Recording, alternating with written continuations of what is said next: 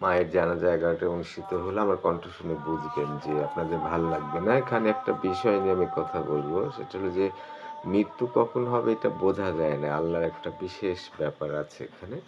মায়ের মৃত্যুটাও কিছুটা ওইটা মনে করিয়ে দেয়। কারণ হলো যে আমি ৮ বছর ধরে আশেপাশে আছি। এটা একটা আমার একটু চেষ্টা ছিল, গবেষণা ছিল, কিছু খাওয়া-দাওয়ার নিয়ম, কিছু ব্যাপার ছিল। ৮ বছরে আমি কখনো জ্বর, সর্দি এগুলো দেখিনি। এটা বিরল কিছু বিষয় আছে, আল্লাহর রহমত ছিল। কিন্তু আমি মনে করেছি যে সায়েন্টিফিক্যালি পারফেক্টলি যদি একটু ডিল করা যায়, বিশেষ করে খাবারের ব্যাপারটা, বয়স্কদের তো অন্যদের কিছু করা যায় না, খাবারটা নিয়ন্ত্রণ করা যায়। তো সেটা ১ম এর দিকে অনেক ভুলভ্রান্তি ছিল। আস্তে, আস্তে একটু রিকভার করি। বারবারই মনে হয়েছে যে এই পদ্ধতিটা ৫ মাস আগে জানলে আরো ভালো হতো। এরকম মনে হয়েছে।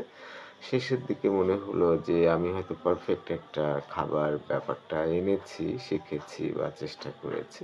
কিন্তু সেটার জন্য এমন একটা ব্যাপার যে যতই আপনি ভালো করে দেখছেন, ততই কিন্তু সে শারীরিকভাবে দুর্বল হয়ে যাচ্ছে বয়সের কারণে। তো একটা সময় কি হলো যে কালকে মোটামুটি ৭:৫০ বা তার আগে মারা যান। এটা অলৌকিক ব্যাপার হলো যে মারা গেছে কিন্তু বোঝা যাচ্ছে না। চেহারাটা অনেক বেশি ভালো দেখাচ্ছে, একটু হা করা ছিল। নাকের কাছে আঙ্গুল নিলে একটু নিঃশ্বাসের ভাব আছে। পরে দেখা গেল যে সে মারা গেছেন। কিন্তু জিনিসটা হলো যে আমি এত বেশি সময় থেকেছি কিন্তু আমি সবসময় স্বাভাবিক দেখেছি। যে আগেও দেখেছি যে অন্তত মৃত্যুর ঝুঁকিটা ওরকম বোঝায় না শারীরিক। এমনি হতেই পারে যেকোনো সময় মৃত্যু। কিন্তু যখন মারা যায় তখন চেহারাটা অনেক বেশি সুন্দর ছিল। বোঝাই যাচ্ছিল না। তার মানে এটা একটা বিষয়। আরেকটা হলো যে আমি শুধু বুঝতে পারিনি যে সে মারা যাচ্ছে। কিন্তু আমার বড় ভাই বা অন্যরা অনেকেই আছে যারা অনেক ভেবেছে যে মারা যাচ্ছে এবং সবাই ছিল সেখানে।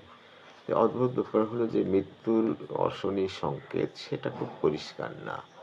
এটা অনেকটা আচমকা এবং আমার ভাবধারা দেখে মনে হয়েছে যে আমি সায়েন্টিফিক্যালি বিষয়টাকে দেখছি এবং সেটা আল্লাহ হয়তো সাহায্য করছে।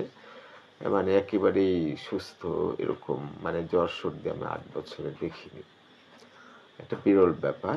কিন্তু স্বাভাবিক দৃষ্টিতে মনে হবে যে সে মারাই যাবে না এরকম।